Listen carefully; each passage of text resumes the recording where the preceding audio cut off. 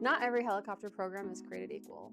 Two crews can be flying on the same type of aircraft and have completely different cultures, safety records, training standards, and expectations. Today, I'm going to show you how I would evaluate a flight program. So today I'm going to break this down into 10 parts, and it's going to be career fit and operational safety. So number one is we have to start with yourself. The most important thing you probably need to ask yourself is, what type of medicine do I want to deliver? We also need to consider the matrix of the base that we're going to.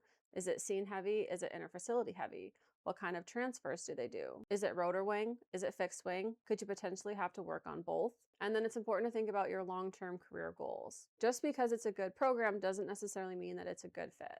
Part two is safety culture, and this is probably one of the most important parts that you can consider. There's an important question that you need to know, and it's, do they empower flight crews to turn down flights? There's a matrix that goes into whether a flight is safe to take or not. I've worked in places where turning down flights was encouraged if I didn't feel comfortable, and I've also worked in places where turning down flights led to subtle pressure and sometimes led to repercussions down the road. Sometimes pressure to take flights can come from internal pressures, and sometimes it can come from external pressures. For ourselves, it can feel like, oh, we need to complete this mission. I need to make sure that the patient gets taken care of. It's for this reason that a lot of times when a flight is dispatched, they don't even tell you what kind of flight it is until after you make a safe weather decision. Sometimes it comes externally, pressure from operational command or from dispatch asking why you didn't take the flight. It's important to know what the culture is like at this company. Are pilots empowered to say no? Is the med crew empowered to say no? When a flight comes in, does the pilot involve the med crew in making a decision together? Unfortunately, every year, there are fatalities in helicopter EMS. I would encourage you guys to check out the Dr. Medic's YouTube channel. He covers a lot of crashes, and he does a really good job of bringing in the NTSB reports, which are free and public record for anybody to read. One thing I look for in a program is if they talk about their accidents. Sometimes accidents are unavoidable, but if they happen, it's important that they look at them, study them, and learn from them. Part 3 is training. One of the big questions here is, how long is your orientation? As a new flight nurse or medic, it's really important that you get comfortable with not just the medical side, but the aviation side as well, as usually that side is new for most people. A short orientation should be a red flag. A company with a good training program should have things like quarterly HEMS, cadaver lab, where you're actually putting your hands on a real person. What does their annual training and competencies look like? If your orientation is only a couple weeks, that would be concerning. The goal of orientation is not to teach you everything right away. I still learn things all the time, but the goal is that when you get off, you can be a competent and a safe partner. Number 4 is clinical practice, and admittedly, this one is very important to me as well. This is the part where I ask, how progressive is the medicine? So this is where you get to decide how you want to take care of people, and not all flight programs have the same guidelines. Some of the things that I look for in flight programs is, do they carry blood? Is it whole blood? Do they have ultrasound? What type of invasive skills do they allow you to do, like escharotomy, pericardiocentesis, chest tube insertion? Do they have the ability to check labs in flight? Do they do ECMO transports? What kind of invasive devices might you be transferring? This is also a good time to ask, how involved is their medical director? Many flight interviews involve the medical director right away. A medical director that you can develop a relationship with is really important. Part 5 is aircraft and operations. There are a lot of different types of aircrafts that fly all over the United States. Some have pros and some have cons. Some programs are VFR, where they fly under visual flight rules, and some are IFR, where they can take flights under instrument flight plans. Another thing to look into is maintenance reputation. Every day, somebody should be looking at your aircraft and making sure that it's up to safety standard. Part 6, schedule and fatigue. There are different configurations that you can have for a schedule. Sometimes it's a 12-hour shift, sometimes it's a 24-hour shift. Some companies even push it to 48 hours. Under HEMS regulations, you can't go over a 24-hour shift. You have to weigh the balance of being at work less and having time off versus how fatigued are you going to get at work. Any company that has you running for 2 days straight without a break risks fatigue and mistakes. This brings up the question of, what is their fatigue policy? Can you call crew rest, which means I've had enough, I can't safely go on. How much time does a company give you to rest and recover? Number 7 is crew dynamics, and sometimes this can be underrated, but you have to remember that you're basically living with these people for days at a time. So think about the culture at the base, how long you get along with your coworkers. Is this somebody that you want to get into an aircraft with and perform high acuity care? How are disagreements handled? Another thing to consider is, will you have a set partner or will you rotate through partners? And what is your preference? I would say that most companies across the US view nurses and medics as the same. They have the same scope with the same expectations. But this can be an important question to ask ahead of time because there are certain agencies that have different policies for the nurses and the paramedics. Also consider, how high is the turnover rate? How long does the average clinician stay? Part 8 is leadership. If you're looking at a flight program and you've never worked there before, odds are you won't have a good idea of what leadership looks like, and that's something that you may figure out on the back end. But the number one thing for leadership is, how transparent are they? Do they interact with the crews? How involved are they with the day-to-day practices at the base? 9 is professional development. Now, not all companies have a professional development plan, but do they support you going to conferences? Do they pay for you to do continuing education? Will they pay for you to recertify your CFRN or your FPC? Do they encourage you to speak or represent their company? Does the company participate in any type of research? Are there committees that you could be a part of that expand your participation, such as compliance or guidelines or ultrasound? Basically, how are they fostering you to grow? It is commonly known that a lot of times you take a pay cut to go from either the ground or the hospital to flight. And sometimes that seems counterintuitive. Here's more responsibility and less pay. But that's multifaceted. We do have to consider how you want to spend your time. There may be days where you don't do any flights, or maybe days where you get slammed the whole time. But ultimately, they're not paying you for what you aren't doing. They are paying you for what you need to be able to do when you put their logo on the back of your uniform and go treat critical patients. Other things to think about are the benefits. What does the PTO look like? Schedule flexibility. Is overtime available? Do they reimburse you for travel if you travel to another base? Really, what you're trying to think about is, what does your longevity look like with the pay compared to the schedule? And sometimes the highest paying job isn't always the best job. All right, now I'm gonna give you guys a list of questions that I would ask during an interview. Here are some examples. What qualities make someone unsuccessful here? What happens if I decline a mission? How is fatigue handled at the base? Is there a peer support program? Another piece of advice I would give you is, do not speak negatively about competitors. This is a very small industry, and that should not be the focus of your interview. Okay, let's do a red flag recap. So some just rapid fire red flags are high turnover, people saying we've always done it this way, orientation feels rushed, nobody knows who the medical director is, safety concerns are frequently dismissed, crews feel afraid to speak up, fly when you feel fatigued. Leadership blames the crews instead of fixing the system, and that's just culture. So remember, you are not just choosing a job. You're choosing how you're going to spend your time, who you're going to spend it with, who at 3 a.m. you're willing to crawl into an aircraft with and take care of the sickest patients. And that's worth taking the time to get it right. The last piece of advice I would give you is, do a ride along if you're able to. A ride along can give you really good insight into how a program works. You get to hang out with the crew for the day, and sometimes you get to go on a flight as well. And a lot of times you can glean really useful information from the crews while you're doing your ride along, because some of these things can't just be learned through an interview or through asking a friend. And I think one of the most important things you should take away when asking yourself, is this program the right fit for you, is, would I trust this crew to take care of my family? Yeah, I love how every time you sit down, you have this face like, oh my gosh. Yeah, please get comfortable. Thank you for joining the conversation. Yeah. All right, guys, so this is Gage. He also is a full-time flight nurse and paramedic, and we fly at different companies, so our perspective's a little different, but we go through some of the same things. So Very different companies. yeah, that's okay. Yeah. I think we each thrive in the type of companies that we fly for, and that was what I mentioned before, that just because it's a good program doesn't mean it's a good fit for you. And I think we both like really thrive at the places that we're at. So when you're looking at a flight program, what's important? What would you say is important to you?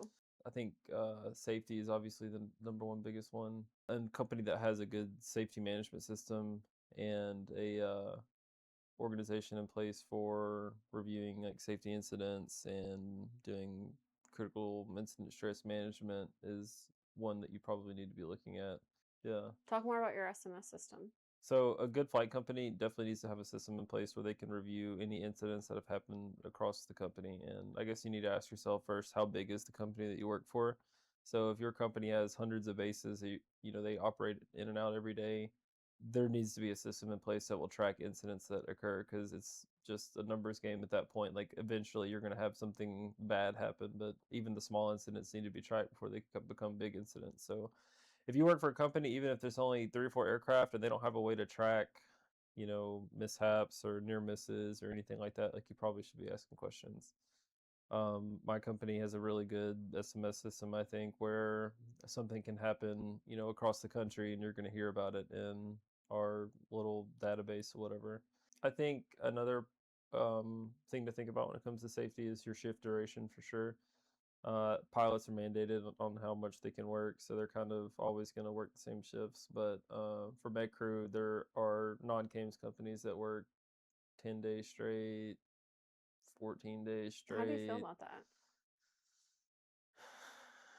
I know that I guess it depends on your workload, your volume, and your patient population. But for me, where I work, if I had to work 10 days straight, I would make it to day 5 probably. I've worked 7 days straight, just 12-hour day shifts at my base, and that was one of the hardest weeks that I've ever had. But we have very sick patients. We're trauma heavy, scene heavy. So, but if you work maybe for a fixed wing company that isn't pushing a lot of critical patients, not so bad, but getting on and off the helicopter over and over again, doing charts, etc.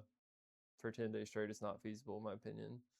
Do you think that some companies wear it as a badge of honor? Yeah, Like for how many sure. flights they Yeah. can get in? Yeah. So for me, it's whenever I get to the receiving facility and there's multiple flight crews and the flight crews are walking around like, oh, we done 4, we done 5, 6, 7, flights today.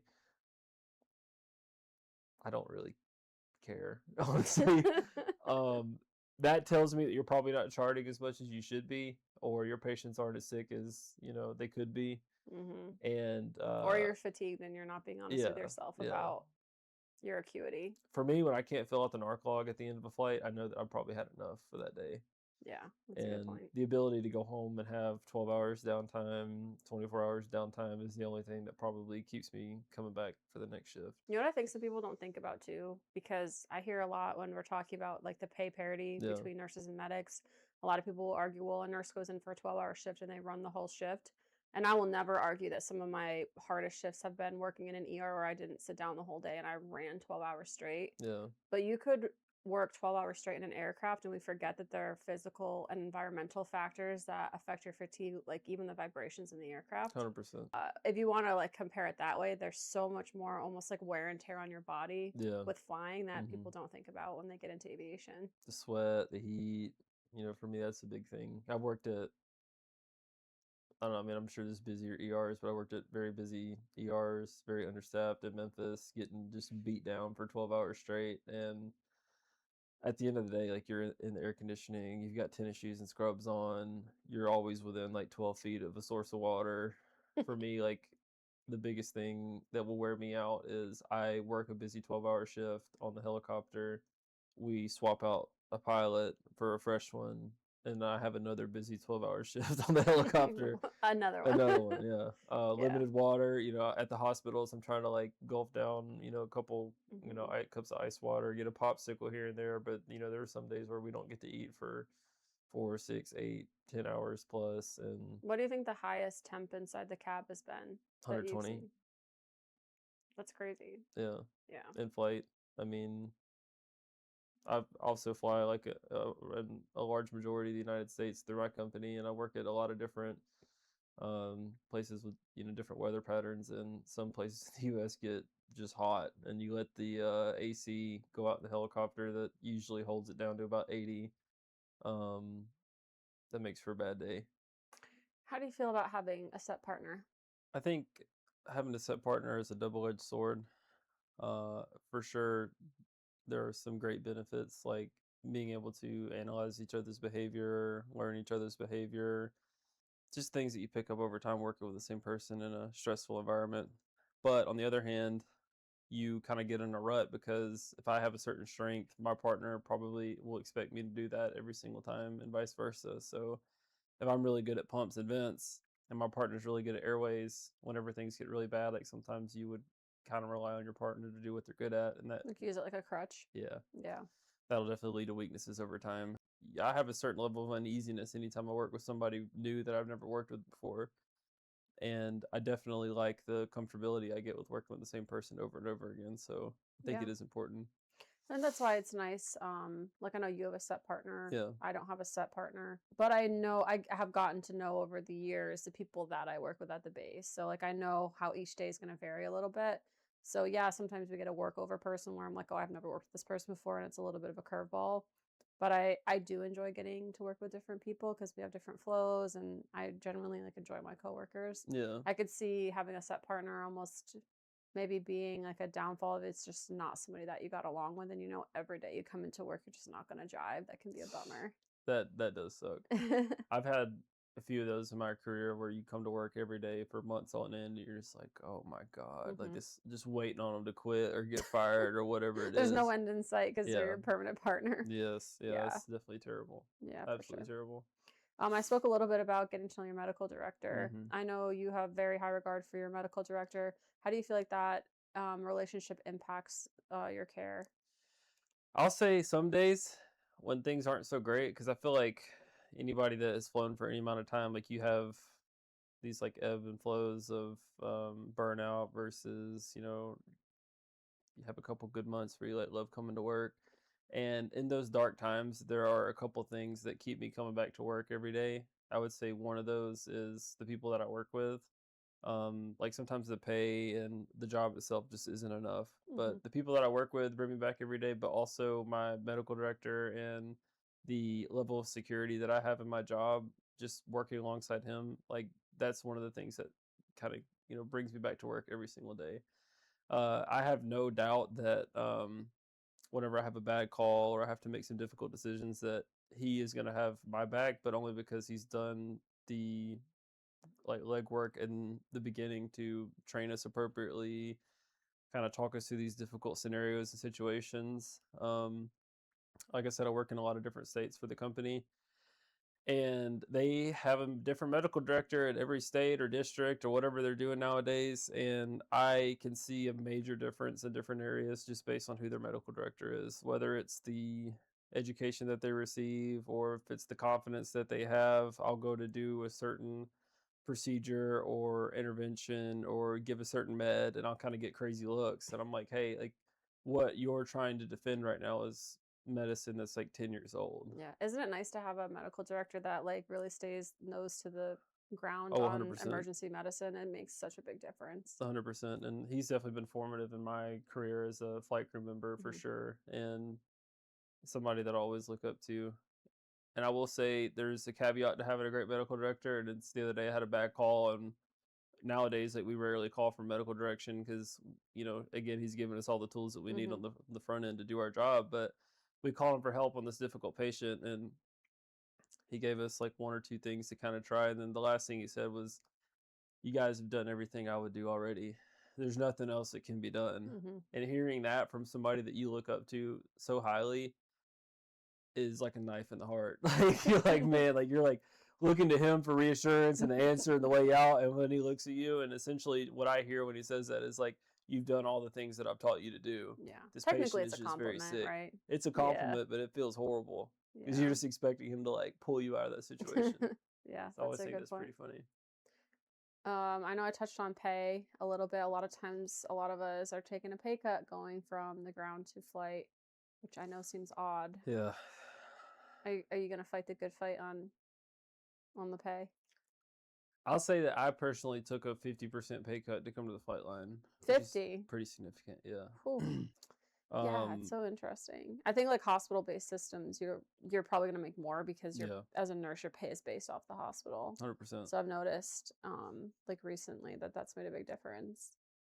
I don't know. I think that it's not the worst thing because I can tell you for sure that there's nobody out there that is a flight nurse or flight paramedic for the money. I can tell you a lot of people that are CRNAs or MPs or estheticians or whatever because they're going to make a lot of money, but there's nobody in this game because they think they're going to get rich. It's just love of the game. Yeah, it's love of the game, or I don't know. You like pain. I don't know what to say. You like pain? Yeah.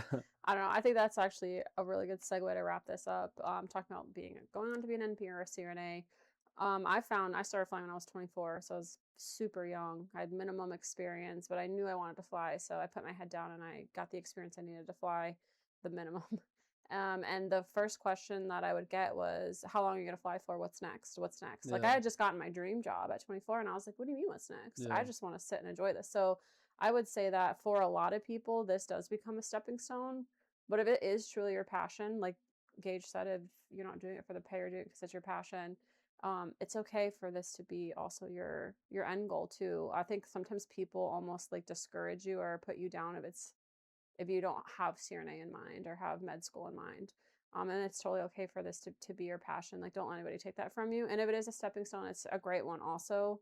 But, you know, just do it for the right reasons, because you give a lot to this job and it will take a lot. Yeah, we'll take everything. If you let it. Everything. That's for the next video.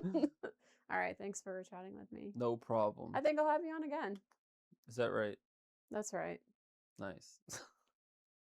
So if you guys are hunting for your first job, I wish you the best. And as always, like and subscribe. And feel free to reach out to me if you have any further questions or want to talk about this further.